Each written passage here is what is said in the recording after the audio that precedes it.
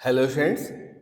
तो next question हमारा है write a Python function that takes two list and return true if they have at least one common item.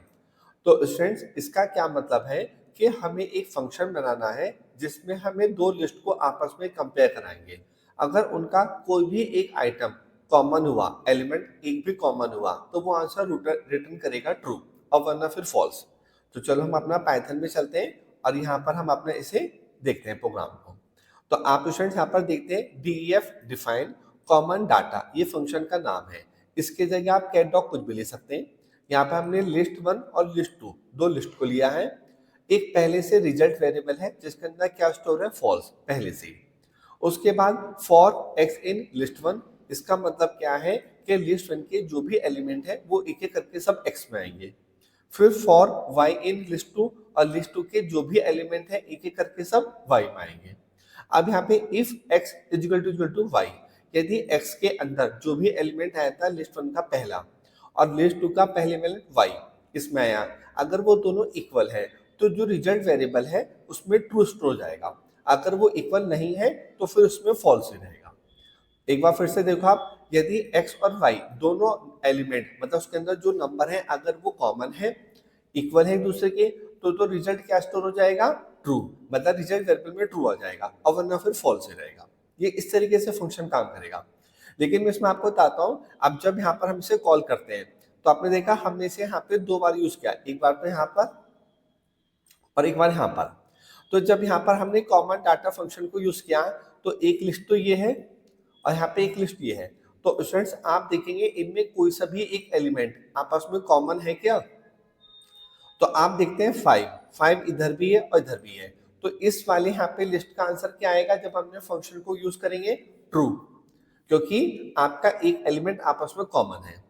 अब जब यहाँ पर हमने दोबारा इसको यूज किया है तो आप देख सकते हैं एक लिस्ट ये है और एक लिस्ट ये है। तो क्या इसमें अब कोई भी एक एलिमेंट आपस में कॉमन है? नहीं, अब इसमें कोई नहीं है, तो इसलिए इसका आंसर क्या आएगा, फॉल्स। चलिए पहले हम इसका आउटपुट देखते हैं। तो स्टूडेंट्स आप देखते हैं पहली बार तो आंसर ट्रू आया और दूसरी वाले का फॉल्स आया, क्योंकि जब हमने यहाँ पर देखा कि इसमें और इस लिस्ट में तो आपका एक एलिमेंट कॉमन था इसलिए आंसर ट्रू आया, और इसका एक भी कॉमन नहीं था तो फिर से फॉल्स आया। तो ये काम कैसे कर रहा था, जब हमने यहाँ लिखा for x in list one, तो एक्स के अंदर यहाँ पर सबसे पहले वन आएगा। फिर यहाँ पर हमने यहाँ पर एक लिखा for y in list two, तो अब यहाँ पे y के अंदर क्या आएगा, यहाँ पे इसका पहले में एलिमेंट 5 आएगा, यहाँ पे 5 आया। उसके बाद ये अब इन दोनों को कंपेयर करेगा, अगर वो दोनों इक्वल है तो सही है, नहीं है तो वो अगले एलिमेंट से कंपेयर करेगा। तो आपको पता होगा जो अंदर वाला लूप होता वो नेस्टेड लूप होता, तो वो बार बार चलता। अब यहाँ पर हमने यहाँ पे y के बाद इसमें अगला नंबर आ जाएगा 6, तो अब यहाँ पे इस 1 और 6 को कंपेयर कराएगा। अगर वो इक्वल है तो आंसर ट्रू हो जाएगा वरना फॉल्स ही रहेगा। अब यहाँ पे इसके बाद अगला नंबर आ जाएगा y में 7, फिर अगली बार 8 और फिर अगली बार 9। इस तरीके से पूरा लूप चलेगा। अब यहाँ पर जो x के अंदर नंबर आ रहा था और y के अंदर जो जो एक एक करके अगर एक बार भी वो इक्वल हो गया, ठीक है ना, तो रिजल्ट में क्या हो जाएगा, ट्रू।